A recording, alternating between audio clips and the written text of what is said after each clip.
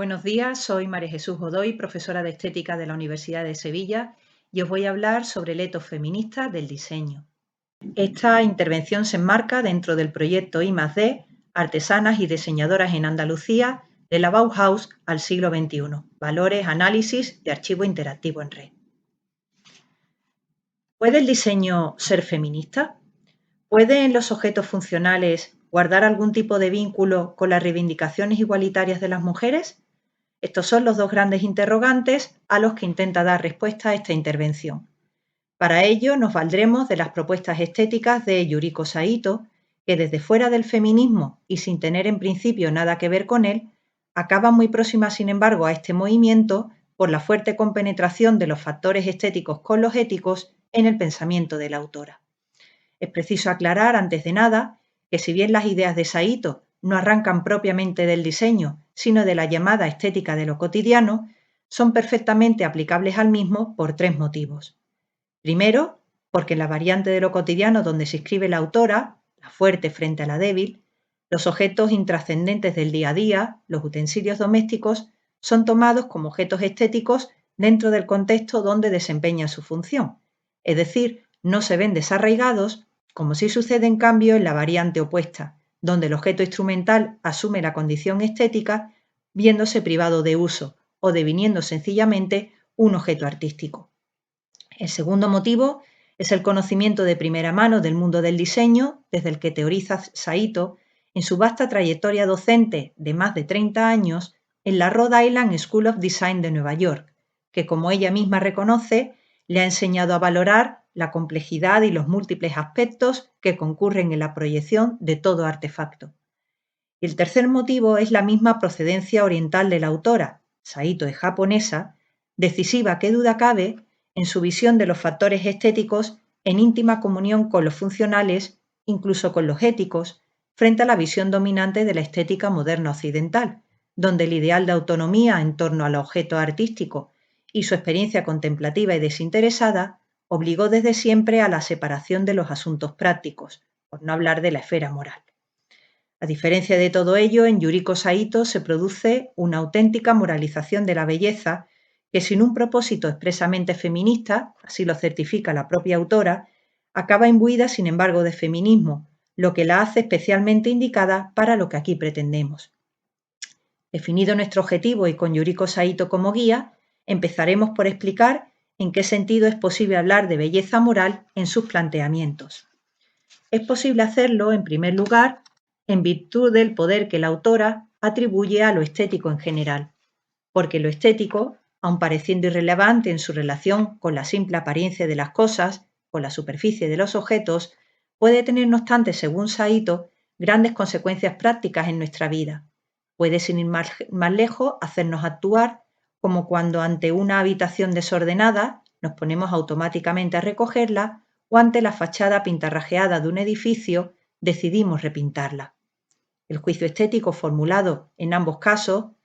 juicio negativo, tildamos la habitación de desordenada y la fachada de pintarrajeada, incitándonos a revertir una situación poco adecuada y permitiéndonos alcanzar así una existencia y un mundo mejor, hace aflorar el vínculo que la estética guarda con la ética en las propuestas de la autora. Pero después podemos hablar también de belleza moral en Saito, a tenor del tipo de juicios estéticos que ella misma establece y que define como juicios estético-morales. En ellos valoramos objetos cotidianos o espacios y ambientes que solemos frecuentar, atribuyéndoles propiedades éticas como respeto, consideración y sensibilidad, sus opuestos también, claro, a partir de sus cualidades perceptivas y sensoriales. Son juicios así que, aunque apoyándose en el lenguaje moral con el que aprobamos o censuramos a las personas y sus acciones, se refieren íntegramente al objeto y sus características formales, o sea, a su diseño, no a quién lo fabricó o al proceso o la intención con la que fue fabricado, como cuando al calificar una pieza musical de triste o una pintura de alegre, no nos referimos para nada al autor, sino exclusivamente a la obra. En palabras de Saito, cualquiera que sea el juicio que hagamos sobre el objeto, debe fundamentarse en el propio objeto, al margen de toda información relativa a su diseñador-creador. Decisivos en todo caso para Saito, a la hora de promover una sociedad más humana, estos juicios vuelven a poner de manifiesto la honda imbricación de lo estético y lo ético en sus reflexiones. Nos centraremos en estos juicios, pues la valoración estética en ellos, partiendo del ensamblaje entre forma y función del objeto, se orienta sin embargo hacia el efecto que ello puede tener en la vida de las personas. O llevándolo al terreno práctico, que cuando decimos que una silla es respetuosa, aspectos puramente sensibles como el material, el tamaño, la altura, los ponemos en relación directa con la manera en que, recogiendo la espalda en toda su extensión y adaptándose a la fisonomía humana, otorgan más o menos confort. En palabras de Saito, experimentamos una silla no solamente observando su forma y su color, sino tocando su tejido, sentándonos en ella, permaneciendo en ella y moviéndola para sentir su textura, su confort y estabilidad.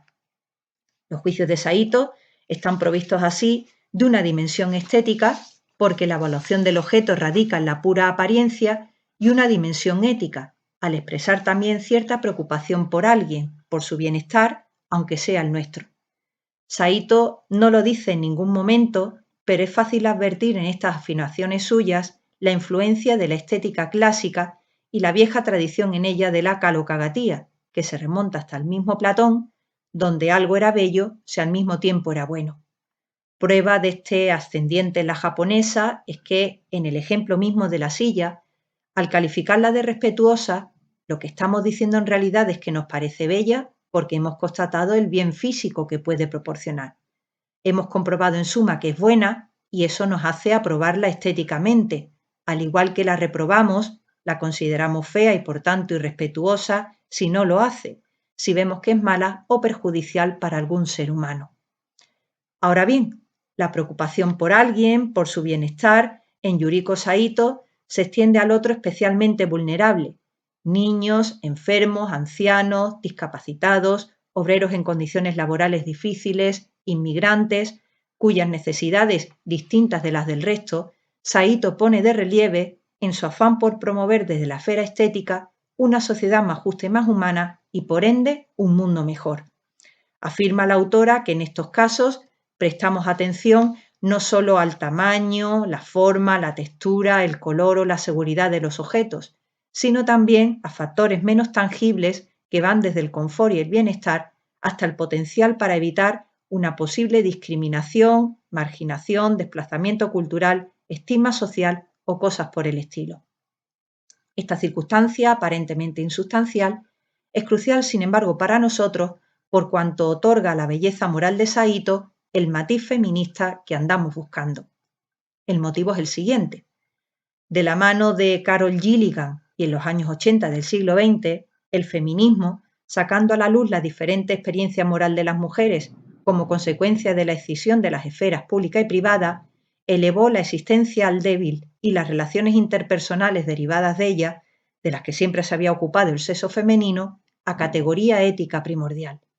Pero no lo hizo para contraponerla a la experiencia moral masculina, basada en cambio en la justicia y la obediencia de sujetos fuertes e independientes a normas generales, sino para ponerla a su mismo nivel y completarla.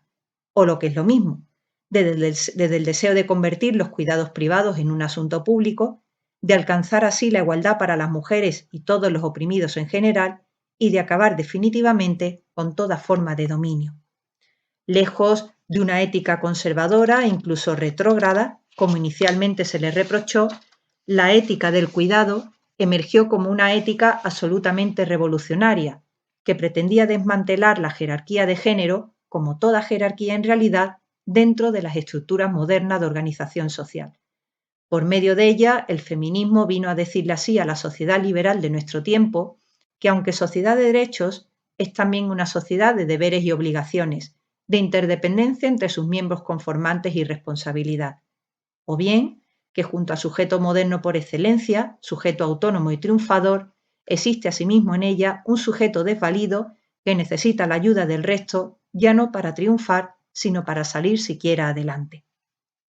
Dando cabida entonces al otro indefenso, Saito demuestra adherirse a la ética del cuidado, a su carácter feminista. Ello confiere a sus juicios estético-morales un nuevo sentido, pues supone entender que el usuario cuya vida el objeto viene a cambiar y de lo que da buena cuenta el pronunciamiento estético, no es un usuario cualquiera en abstracto y sin rostro, sino uno muy concreto, rara vez tenido en cuenta los parámetros de la igualdad por salirse de la media y por eso mismo ignorado. Es el castigado existencialmente a quien el uso del artefacto puede procurar cierto alivio en su castigo y hacer un bien del que alegrarse el espectador por pura empatía, que es el vínculo afectivo que parece activarse en este tipo de juicios. La explicación se halla una vez más en la ética del cuidado, que como ética intrínsecamente empática, afectiva en general frente a la ética racionalista de la justicia, hizo de la salida de uno mismo y el viaje imaginario hacia el otro frágil e impotente, la manera de conocer la realidad ajena en sus justos términos. Cabe pensar, pues, que en su vecindad a estas premisas, la belleza funcional de Saito, sus juicios estético-morales, aparejan también cuando hay un ser desprotegido por medio el hecho de adentrarse en su mundo interior para obtener placer con el que él obtiene mediante el utensilio diseñado precisamente para hacerle la vida más llevadera. Son muchos los otros olvidados a quienes, sin embargo, devolvemos ahora a la memoria con los juicios estético-morales de Saito, gracias a que en las sociedades occidentales cada vez más cuidadoras, el diseño ha ido surtiendo de productos que nos facilitan la proyección emocional en los más desfavorecidos. Tildamos en ese sentido de atento el teléfono de teclas y números grandes, de marcación directa incluso con fotos de familiares, pensando en los mayores y la facilidad con la que accionarán de ese modo su mecanismo. Nos parecen responsables las tijeras infantiles de punta redonda, los juguetes y objetos infantiles en general de cantos redondos, tomando conciencia de la seguridad del niño al manipularlos. Sintiendo junto al autista, juzgamos como considerado el espacio público donde se evitan las luces fuertes y donde las señales visuales, pizarras informadoras por ejemplo, sustituyen a las acústicas. Poniéndonos en la piel del impedido físico, creemos más servicial que nunca el transporte público cuya rampa desplegable le da el acceso al interior. Y desde la piel también del invidente, creemos sensible el balón de fútbol con cascabeles dentro que le permite el juego. Vemos igualmente hospitalario el asentamiento para inmigrantes dotado de luz y con planta para tratamientos de residuos, haciéndonos cargo de quienes lo abandonaron todo en su país por un futuro mejor. Y vemos afable el entorno de trabajo con espacio de relax, aventurando el momento de respiro del operario durante su larga jornada laboral. Decimos atento, responsable, considerado, servicial, sensible, hospitalario, afable, pero todos estos adjetivos se reducen en el fondo a uno solo, inclusivo, porque eso es lo que esconden al final los juicios de Saito donde se hace presente el cuidado, la inclusión de quienes hasta hace poco permanecían excluidos. El diseño que hoy por hoy posibilita este tipo de formulaciones, el buen diseño, en el sentido más moral del término, deja a la vista de todos la madurez alcanzada por nuestra sociedad, que no solo no desoye ya los problemas de aquellos con menos capacidades, menos recursos y posibilidades, sino que pone todos los medios a su alcance para resolverlos.